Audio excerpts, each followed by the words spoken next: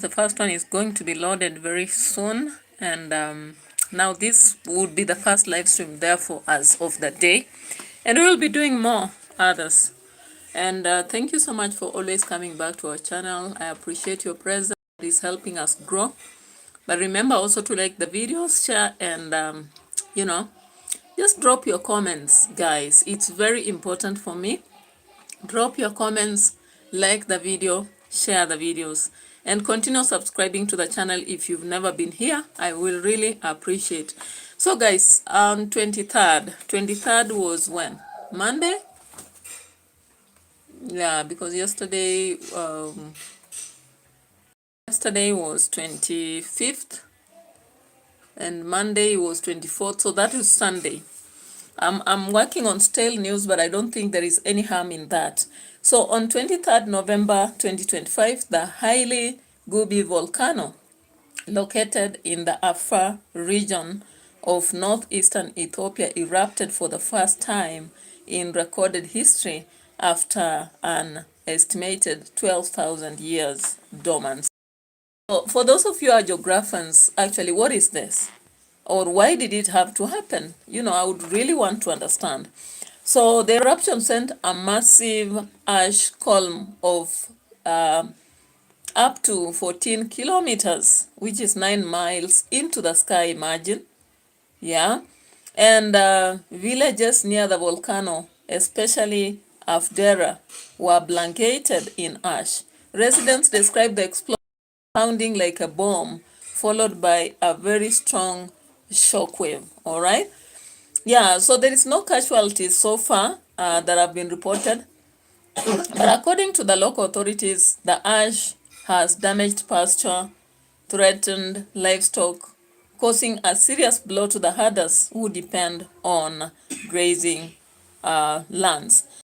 Look at this part of Ethiopia. So look at this, guys.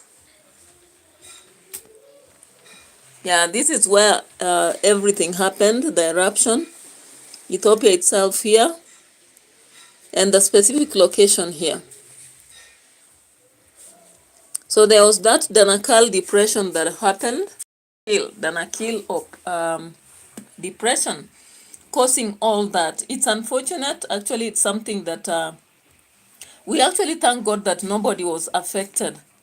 But we have to appreciate the fact that this is a natural phenomenon. And in case it had led to any death, it would be a serious situation. Maybe let's look at the video here. Why is this phone looking like it is hesitating?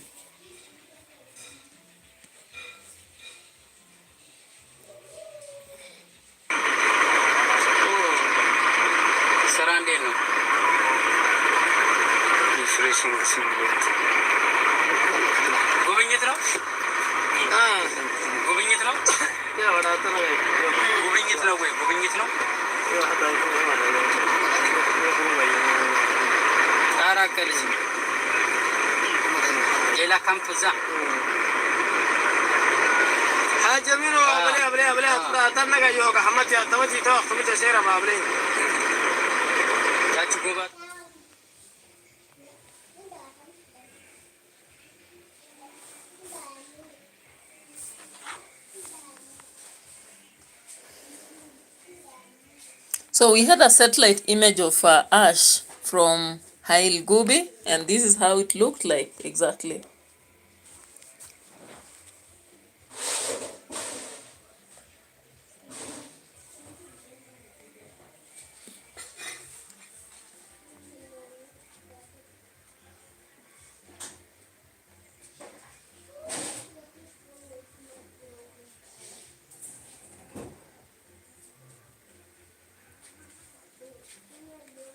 Yeah, so the ash itself actually blew some sky kind of thing.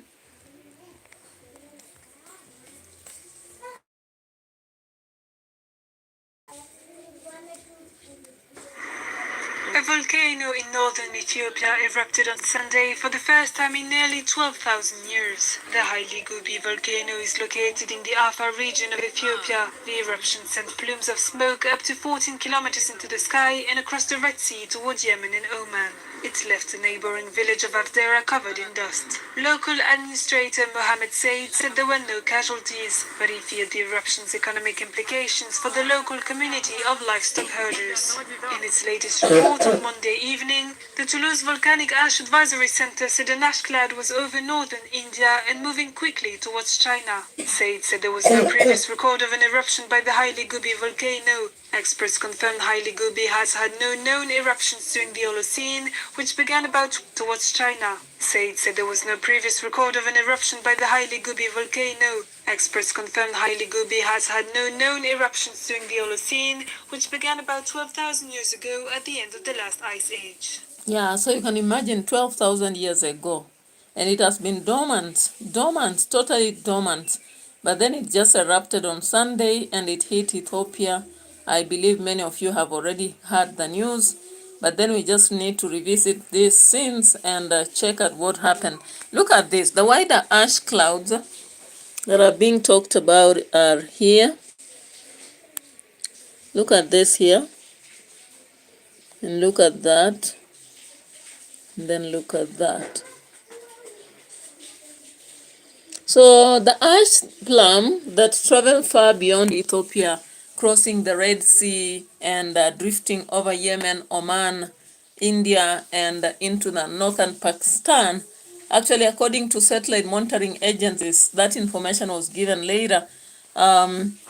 It threatened on security, or rather safety of the human beings, because the volcanic ash can damage aircraft engines, it can reduce visibility, and several airlines were cancelled and postponed after that. So, for example, some Indian carriers had to suspend and reroute the flights, okay? Now, the authorities in affected regions said ash cloud could persist at high altitudes as well, and prompting alert to aviation regulators and raising concerns over the air quality, especially if ash reaches ground level. Now, the impact at local level in villages like Afdera, thick ash settled on the houses, farmlands, grazing areas, affecting daily life and livelihoods of the people right there. We had also pasture for livestock, which was covered by the ash, and the herders were warned, or rather are scared, that there would be food shortages in Afdera area. The eruption also had to draw the tourists and guides who had visited nearby deserts or tourist regions into precarious conditions, because some were stranded when the ash blankets began to cover the area. Although the eruption has subsided as at now, there is a continuous monitoring process that is going on, because the region lies in East African Rift Valley, a major tectonic zone with many active and potentially active volcanoes. The eruption underscores how even long dormant volcanoes can reawaken without any warning or with little warning. So looking at that, there is a lot of, a lot of geographical now focus that is given to Ethiopia currently, because no country has faced this recently. So let's just look at some news right here and follow up on Ethiopia's story.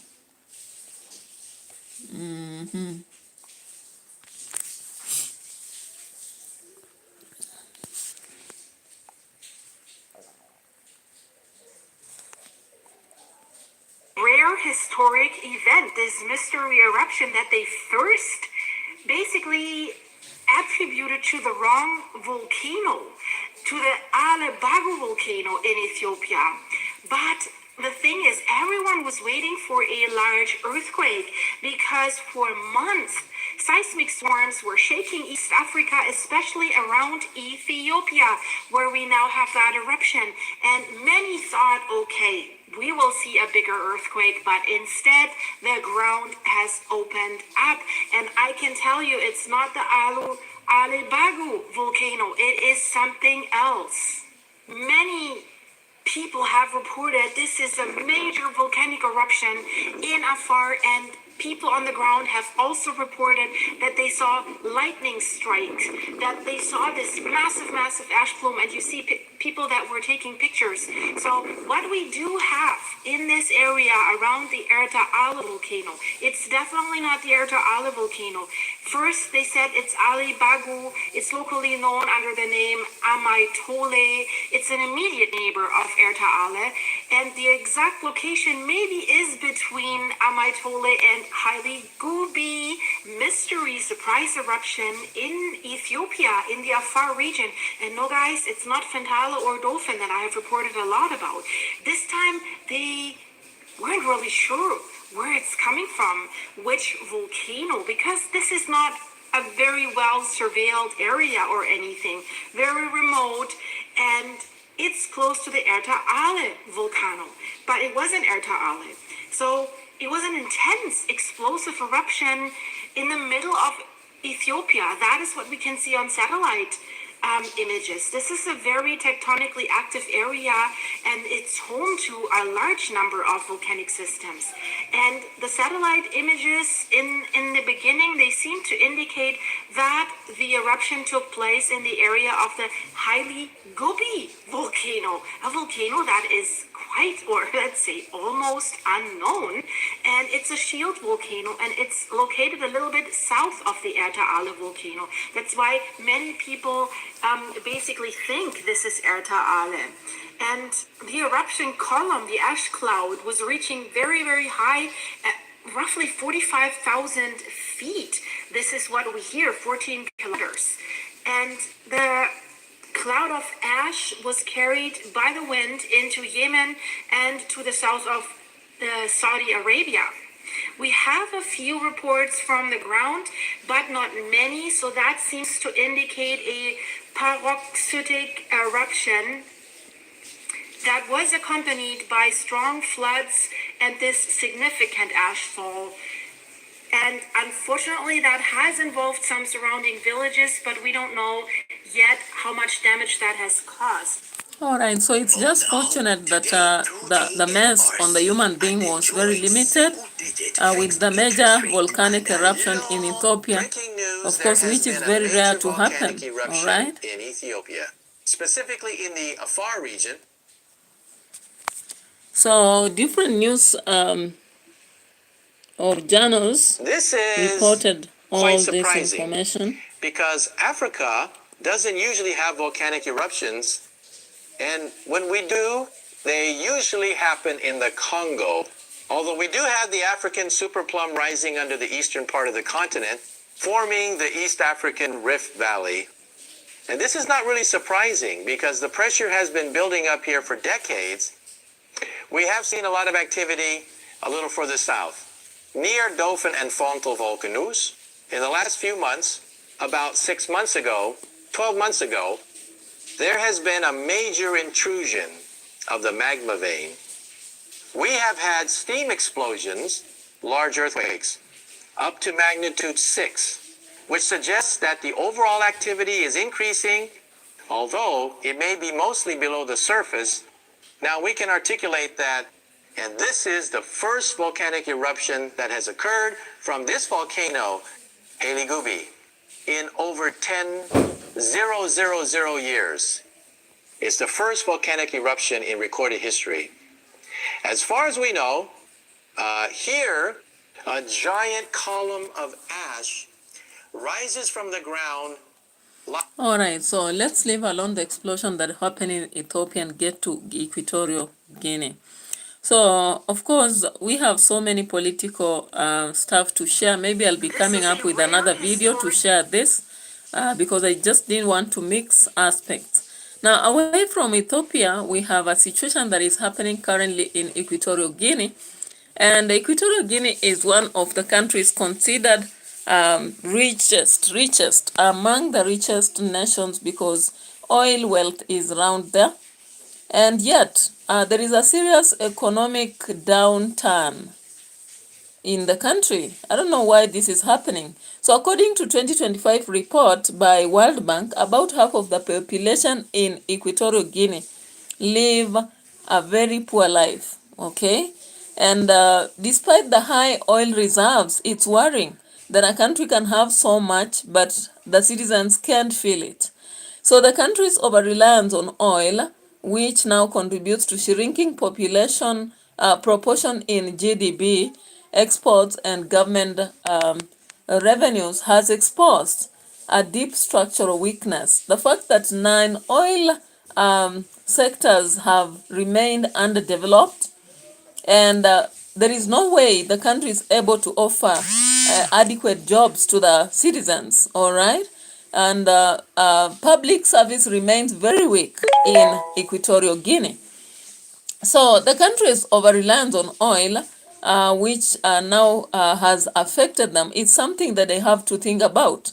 Now, recent reforms have introduced a new tax law measuring to improve the public finances, banking sector updates, and efforts to strengthen governance and fight corruption under the Fiscal Adjustment Program that is monitoring IMF.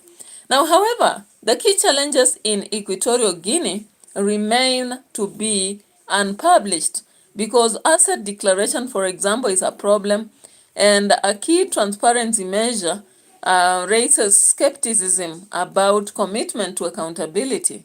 The risk of rising poverty looms large in if reforms fail to implement what is required. So the World Bank warns that without diversification, investing more in education, health, infrastructure, and maybe among ordinary citizens is necessary. Now, what does this mean for Equatorial Guinea? When we look at what is shared right there, it means that there is a serious problem in this country. And of course, recently I saw some other reports. I wish to just check on it and see what I can share before I get to other matters. And of course, because this has been a short video, I have to go to what is virally shared recently with a taxi driver choking a man in a taxi driver for rejecting sexual advances. I did not expect that I would see such characters in the Arabic country. But let's just see. Something was circulating online. I want us to check on that.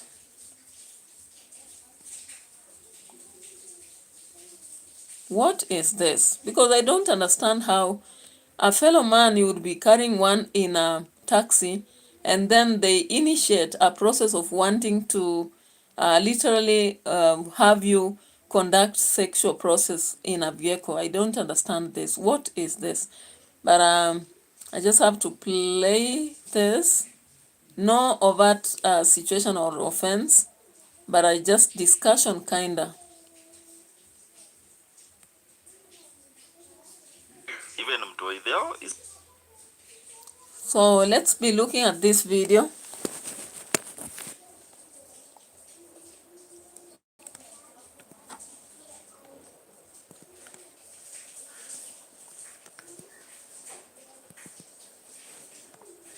Hi, Arthur.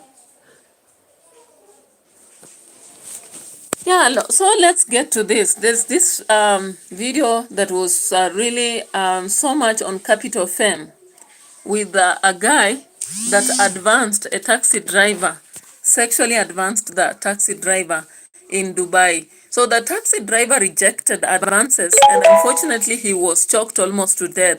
And later on he was ferried to hospital. It's unfortunate, like the rights of people who go to Dubai. The other day I was discussing matters to do with Qatar and Saudi Arabia. And people came to correct me, telling me it doesn't happen in Dubai or UAE. I was like, okay, they might not be so much pronounced, but it still happens because can you imagine, like, how can a Kenyan driver be attacked on the street. And I want you to see this, guys. Look at this. What is this? My phone is hanging. So this guy is driving. The guy advances him for sexual favors. He rejects. And here he is being choked. Can you imagine that? So funny, right? It's unthinkable. Absolutely doesn't add up. Yeah? To see that possibly someone would be choked to death just because they rejected to sexual advances. Now, the Kenyan guy was approached on 25th, which is yesterday. A chilling video actually went viral and left a lot of people angry because, like, how would somebody demand that you have sexual relations with them, your fellow man? You wouldn't expect this in a Muslim country, in fact. And so many Kenyans were really asking the government, because remember we have been discussing the fate of workers, house managers in Arabia and many other nations, Dubai, Qatar. Now it's unfortunate that the government was rejecting, or rather just taking it cool. Now the man, you can see the footage captures a dash cam, and a Kenyan taxi driver in Dubai is being assaulted by his male passenger. Yeah, the man shifts from one backseat to another, puts his hand on the driver in what looks like unwanted sexual advances. Okay, when the driver rejected him, the passenger threatened to enliven him, and that is if he refuses. So the driver then cried out in terror, and the attacker decided to strangle him. Yeah, and why do you think one would do this? Go to these extremes? It's because he knows that the law there protects them more than how the Kenyan law can protect anyone, even within Kenya or outside Kenya. So it came out a very desperate escape for this man, the driver actually forcing his way out of a moving vehicle. And once on the road, he had to stand in shock while the client drove off. Imagine. So the video sparked a lot of outrage in the whole nation, with people seeing this as absolutely wrong. I don't know what the leaders think about, and even Arabia itself or Dubai. What do the leaders think? Do they think it's fair to have such situations happening? So the Ministry of Foreign Affairs has issued no statement, any public statement, even to condemn the attack or even demand justice or reassure Kenyans that they are being protected. Nothing, zero, you know. So that silence is quite worrying, because considering that we have so many Kenyans in Dubai, Qatar, Saudi Arabia, and among other nations, Qatar, it becomes a very worrying situation. Almost over 416,000 Kenyans, we were told, are currently in these countries. And even the president is making arrangements to have more people delivered there. So Foreign Affairs Cabinet Secretary Musalia Mudavadi just said that Kenya, there are more than 30,000 Kenyans in UAE alone. Alone. Can you imagine? So these are migrant workers that keep sending money back home. The president just said recently that we have around 707 US dollar billion that is coming to happen. Samuel Ndi, karibu sana kutoka Rwanda, Kigali. Karibu sana ndugu yangu. Asante kwa kunisikiliza. Tunapoona jinsi wa Kenya wanavyonyanyaswa kule Dubai.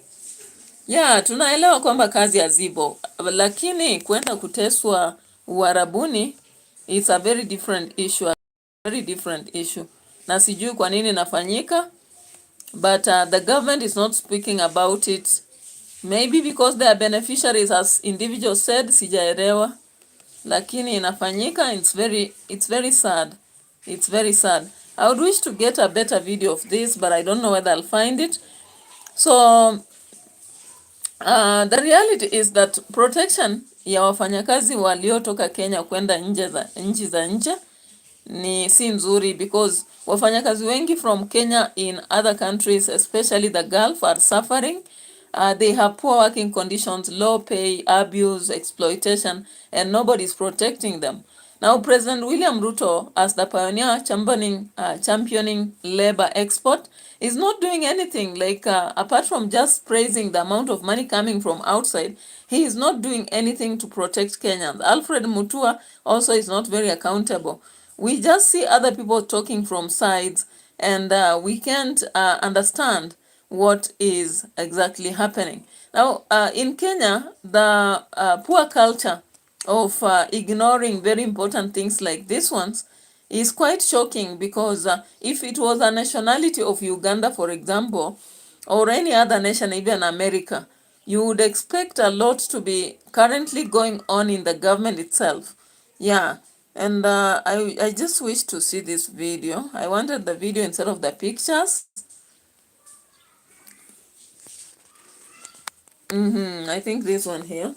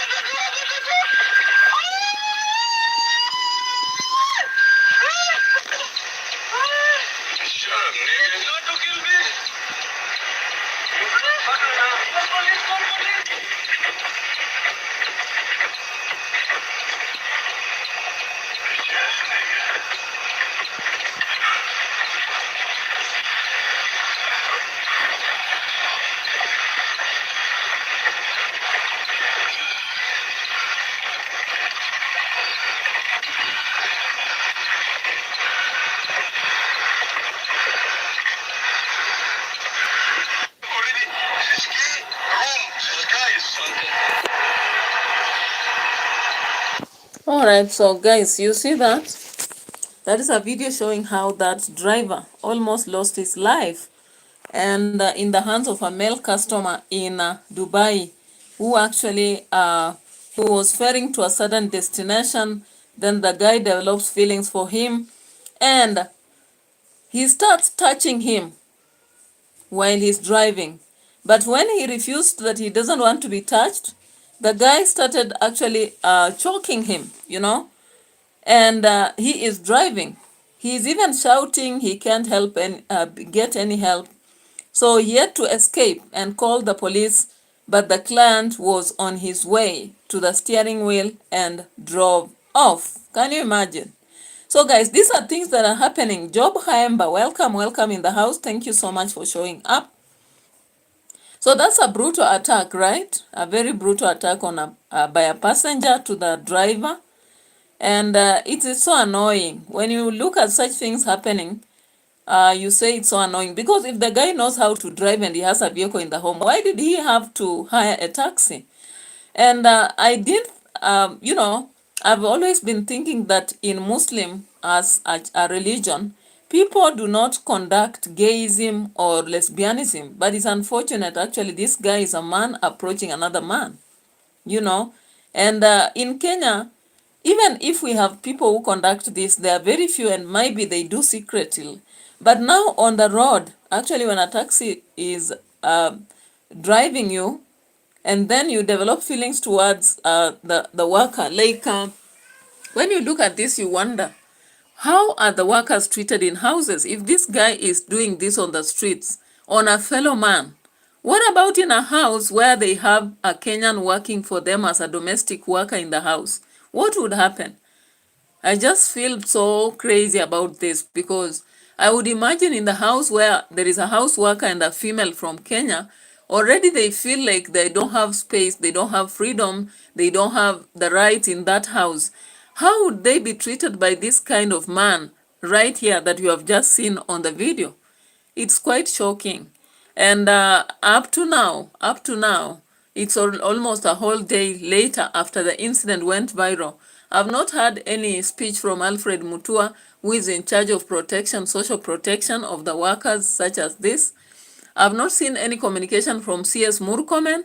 I've not even heard anything from the president or Musalia Mudavadi.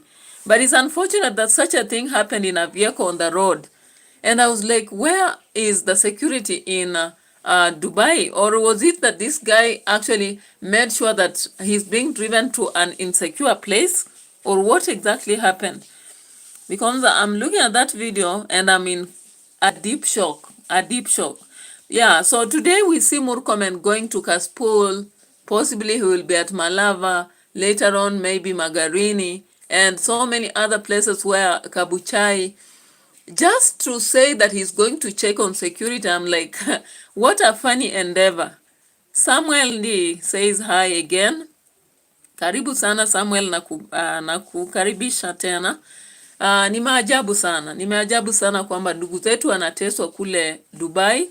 And of course wengi wameenda kujitafutia tu, vijana wadogo. You can see the guy who was in that vehicle kwa taxi alikuwa mdogo sana. Ameenda kujitafutia, anaendesha gari kule kama taxi driver. Labda ameandikwa Uber.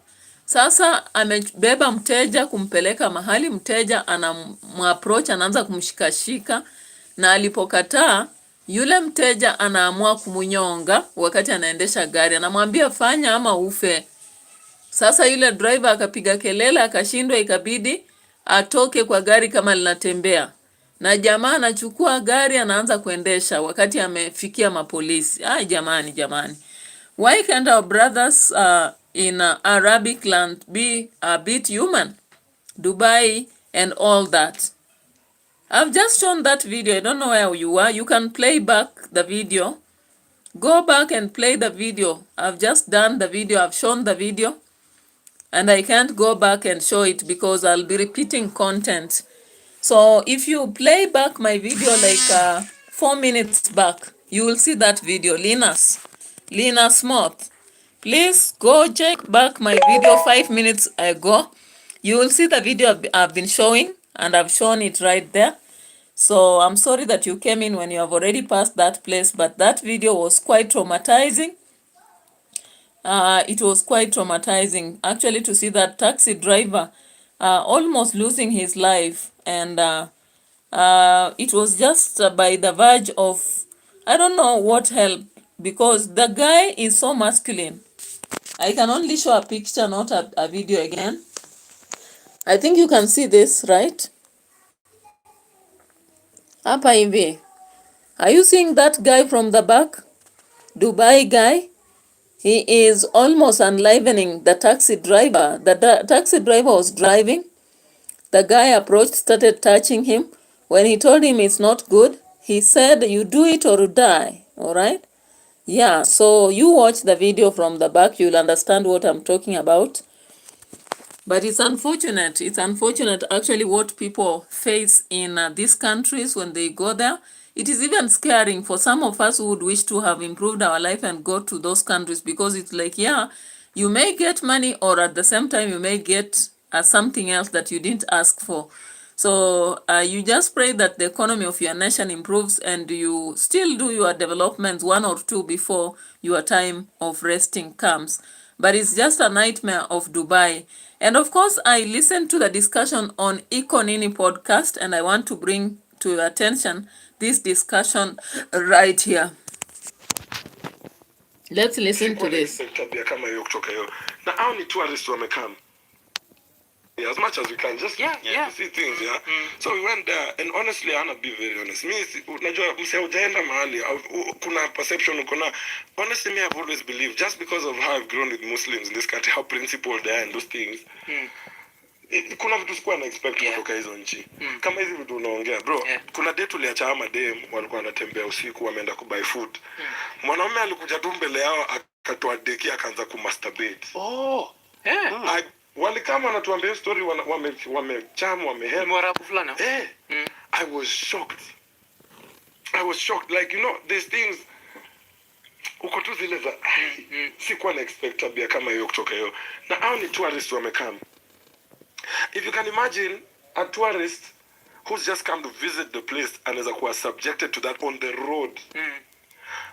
Characters kama hao wanaweza do ya nini huyo house help wameleta kuishi nao In private. Huyo houseboy wameleta kufanya job kwa nini kija yao. You know, it's very, even look at our to what maybe even relatives when you are those countries as house girls. You'll never see their photos outside the house. Absolutely. They're always in pajamas because they are like under house arrest. If you move out, you're supposed to say where you are. Na nini na by na kwa hiyo hao you're like when item. Even mtoi thao hizo nini zao zinakuanga kwa Twitter wakisema ati ona ile chakula nimepakishiwa. Unajua sasa wanaponga Kiswahili. Naona ile chakula nimepakishiwa. Na uweze rudi home, uweze kuita. So wao upika chakula different alafu wanapakisha kao. Nawaambia huku ni kukaa ujanja, so uchanuana. And sasa unapata it's so sad kama the Ministry of Foreign Affairs. Hiyo chenye unasema ati ni wanachanuana wanamwambia yani kama lakini hivi ndio tunaishi. Yes, kuja lakini vile. But unajua sasa hapa life is so hard yani. Life is so hard if you're promised an extra coin. Kama utapigwa viboko lakini unaongeza tu doi na unaona kwenu maybe when breadwinner unaamua tu acha usacrifice. Sana I feel for the women. I feel for the women because uko ana rights. Uko ana rights. Men at least wanakuanga they get to work for construction site, they have you know they are out wako happy. Look at it hard. Qatar ilikuwa like the most I think people wamededi wakitengeneza stadiums because ile heat alafu najua ukitengeneza keja kuna stories za AC hautakuwa na AC uko juu so walikuwa na dead heat exhaustion so walikuwa na collapse so walikuwa na imagine mahali temperature ni 42 degrees. What is that? So you can imagine, man, but then what you said, man, it's already difficult for a black man. Imagine being a black woman in those countries. It's crazy. I think kitu moja ile nimebambika na wewe ni una understand ya black reality. Kwa nini feel kuna wase understanding kuna wase wanaambiaga that as you move around the world lazima you understand that a lot of people will judge you for the color of your skin. Unapata gasa wako zile za zi hati it's victim mentality. My God. but we are victims. Unacheki. When you have the perfect response in your head, but your fingers just can't keep up. We've all been there. Typing, deleting.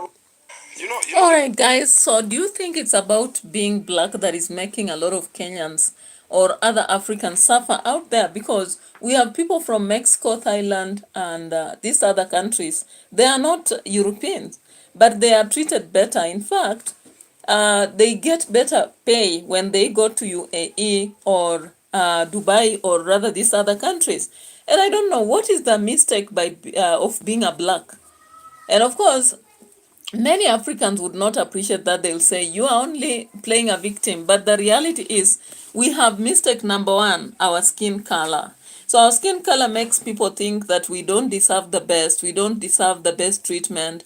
We are not worth it. And when we say it, people are like, you are playing, victims and all that. But the reality is, why is it that when you look at Africans who are in Arab, they suffer the most? They suffer the most, actually. Like, they'll have how can you give an old person one spoon of food when you yourself, you are stuffing yourself with a whole plate of food? Why is it that there is a difference and a plate? If people knew that you can serve somebody with a spoon, then they could be feeding people on spoons. But that's why there is a serving spoon, there is a tablespoon, there is a plate, and people are supposed to eat from a plate. And I don't see how food plate has ever been equal to a spoon. It's so funny. But when I'm listening to Ikonini podcast, and especially this guy who has traveled across the world, and I've also seen a lot of interviews from people who work in Dubai, UAE, Qatar, and so many other different places, and I feel like they suffer a lot. But the reason why they have to keep going to those countries, they are the only breadwinners in their families. Some of them have been married and have been disappointed in their marriages. And working in Kenya as a house helper is very low pay because of the kind of economy we have. So people run to Arabia, Qatar, Dubai, Kuwait, and those other countries, Oman, because it is paying better. But still, when they reach there, they realize people from other countries, they are being paid ×2 of their salary. You can imagine. But they are going to serve the same duty. Then I don't understand this part of food. Why would you hire a worker and not allow them to eat to their fullest so that they can have energy to work for you? I don't know. Does it mean even during enslavement, people never used to eat? I think even that time people used to eat before they work. Now it's not slavery moment because that ended. And you have workers who are coming all the way from Africa to come work in your house. And they are doing the best. They are cooking, they are feeding your children, sometimes even offering them coach. You want to make these people feel like dogs, It's unfortunate, actually, the way human beings decide to turn against others and treat them like trash. How I wish that these people would understand the importance of a worker, because even if you have wealth, you cannot use that wealth to take care of your child. You need someone, a physical person, to take care of your child, to prepare some things here and there, to clean the house. And that duty cannot be done by an animal. If you bring a dog, can it do what a human being can do? If you bring, let's say, a goat, can it do that work that this worker is doing for you? It can't.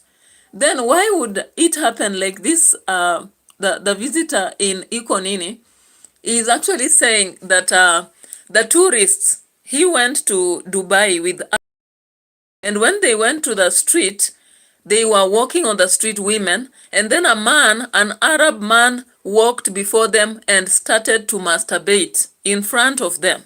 Can you imagine? On the streets. So if these things are happening on the streets, what can happen in houses? What can happen in houses? And it's unfortunate that our Alfred Mutua plus Musalia Mudavadi plus our government, our president is only pressing that more people should go to Dubai, UAE, Oman, Saudi Arabia, Qatar. But they are not pressing for better treatment of Kenyans. It's unfortunate. And when I look at that video that I just saw, that whatever happened yesterday to a taxi driver, I feel so crazy, so mad. that I wish, like, if I was in charge of a ministry, I would punish these countries to lack workers from Kenya for a while and let them see whether they can manage to hire people from other countries and treat them the way they are treating here. So Baggy 22375 says, well said, ma'am. Yeah, I think I appreciate a little bit about America, Australia, Canada. I've not seen workers going there and really being mistreated like that. People go there, they work, they are paid well, they come back when they feel okay, and that's how it's supposed to be. If a worker is actually doing wrong, then legal measures should be taken. Nobody should want to shoot or rather stab. We have had several cases of Kenyans coming back home when they are already in their caskets because they were hit by a blunt tool. They were even, sometimes a rope was tied around their neck and they were suffocated.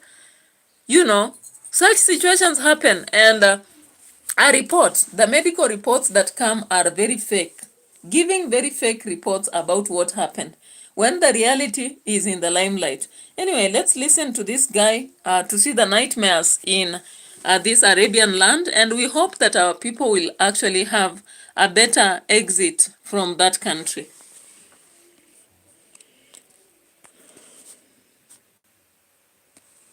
Problem with the world, yeah, na tunapushiwanga, and again, a lot of it is watu kusanitize online na watu kutry kusema vitu kwa cool. But the truth of the matter is racism exists. Yes, it does. It exists bigly. Let me tell you what racism is what we were saying just off camera for a bit. It's like in Kenya, I don't think tribalism may reduce at significantly. I just think imekuwa on the low, like one I feel kindani but I say nika racism maju. Bro, people are racist still.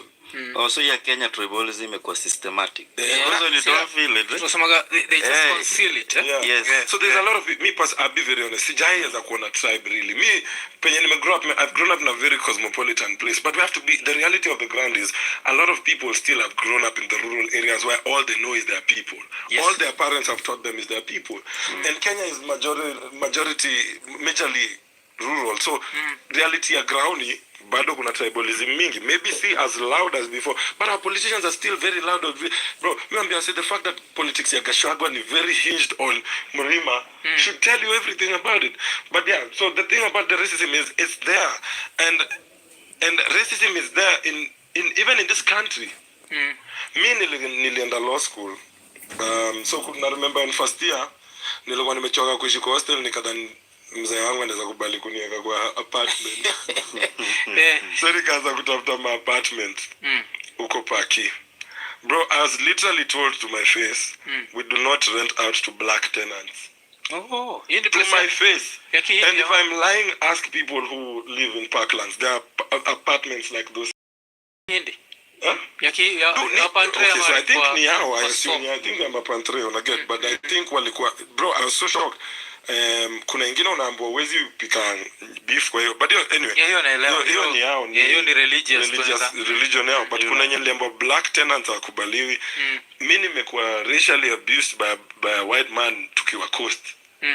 So hizo vitu ni on the ground. Msetu anaona wewe bro, mliona video ya na mkitaka kujua racism exists not only with us, it exists hata na vile si wenyewe tuna feel about white people.